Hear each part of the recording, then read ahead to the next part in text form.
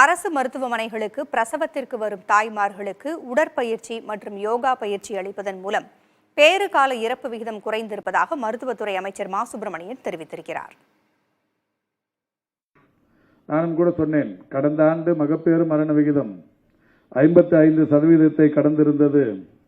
அது இந்த ஆண்டு 45 என்கின்ற சதவீதம் என்கின்ற அளவில் 54 என்று இருந்தது கடந்த ஆண்டு. இந்த ஆண்டு அது 45.5 குறைந்திருக்கிறது என்று சொன்னேன்.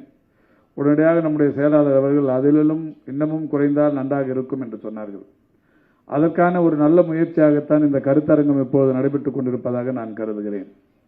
நம்முடைய NHMMD பேசும்போது சொன்னார், கடந்த ஆண்டுக்கும் இந்த ஆண்டுக்கும் 54லிருந்து 45.5 குறைந்திருக்கிற நமக்கு, ஒரே ஆண்டில் இவ்வளவு சதவீதத்தை குறைத்திருக்கிற நமக்கு, கேரளா 18% என்று இருக்கிறது, அதை விட குறைவாக வருவதற்கு ஒரு பெரிய கால அவகாசம் தேவையில்லை என்கின்ற வகையில் கருத்துக்களை எடுத்து சொன்னார்கள்.